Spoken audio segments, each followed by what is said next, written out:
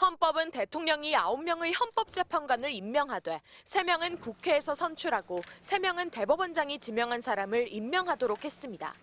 삼권 분립 취지입니다.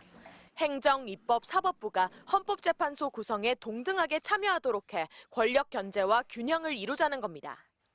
헌재는 특히 국민의 대표기관인 국회 몫은 민주적 정당성을 높이는 데 의의가 있다고 밝혔습니다. 이런 이유로 국회의 재판관 선출권은 독자적이고 실질적인 것이라고 했습니다. 대통령이 임의로 임명을 거부하거나 선별 임명해선 안 된다는 겁니다. 그럴 경우 삼권 분립을 해치게 됩니다.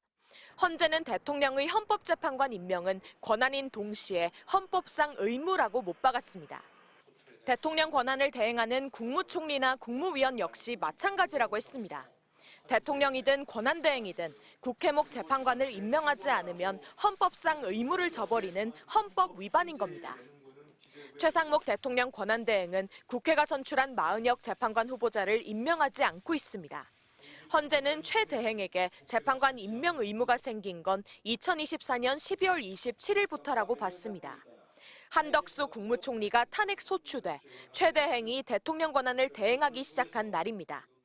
오늘로 67일째 헌법상 의무를 다하지 않고 있는 겁니다.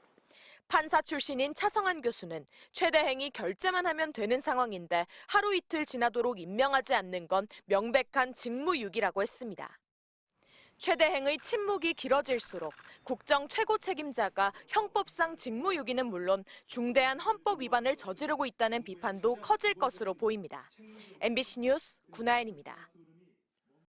국회가 선출한 헌법재판관 후보자를 임명해야 한다는 헌법재판소 결정이 나온 지 나흘째.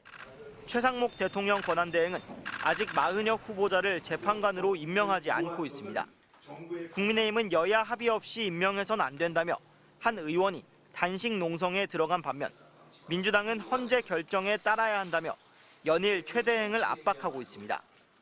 여야 공방에도 헌재 재판관들은 휴일에도 윤석열 대통령 탄핵 심판 기록 검토 등을 이어가고 있는 걸로 전해졌습니다.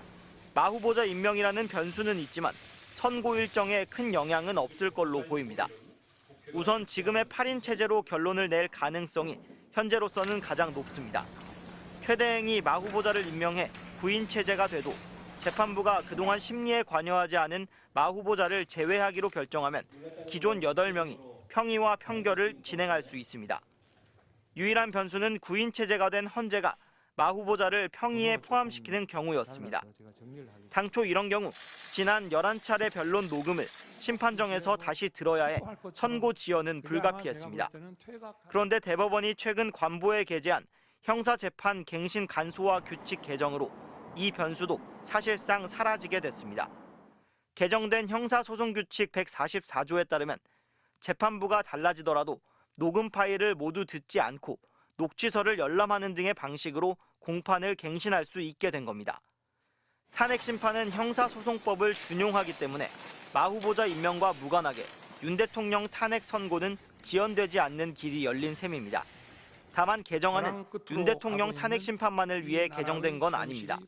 재판부 변경에 따른 형사재판 갱신 절차가 오래 걸린다는 비판에 따른 것으로 대장동, 백현동 사건 등 여러 재판이 진행 중인 민주당 이재명 대표 재판 등에도 동일하게 적용될 전망입니다. MBC 뉴스 김상훈입니다. 그날의 하나된 외침, 오늘의 하나된 대한민국을 주제로 열린 106주년 3.1절 기념식. 탄핵 심판 때에 오른 윤석열 대통령을 대신해 최상목 권한대행은 지금 우리 사회 곳곳에 갈등과 분열의 그늘이 짙어지고 있다며 국민 통합을 강조했습니다. 우리 앞에 놓여 있는 위기를 극복하고 미래 세대가 자랑스러워할 조국을 만들기 위해 지금 무엇보다 중요한 것은 국민 통합이라고 생각합니다. 갈등과 분열을 극복하지 못하면 민주화와 산업화의 기적도 사상 누각이 될 것이라고 했지만 분열과 갈등의 원인이 무엇인지에 대해서는 언급하지 않았습니다. 최 대행은 그동안 12.3 비상계엄에 대해 반대했다면서도 이에 대한 평가는 유보했습니다. 그렇다 보니 통합만 강조하는 3.1절 메시지가 12.3 비상계엄으로 헌정 질서가 유린되고 법치주의 자체를 부정하는 극우 세력의 책임을 단순한 갈등으로 치부한다는 의심이 나옵니다. 특히 최 대행은 마은혁 헌법재판관 후보자를 임명하지 않은 건 위헌이라는 헌재 결정에 대해 존중한다면서도 임명 여부에 대해서는 사흘째 침묵했습니다. 윤석열 정부 들어 과거사에 대한 언급 대신 미래와 협력에만 방점을 찍은 한일 관계 기조도 그대로였습니다.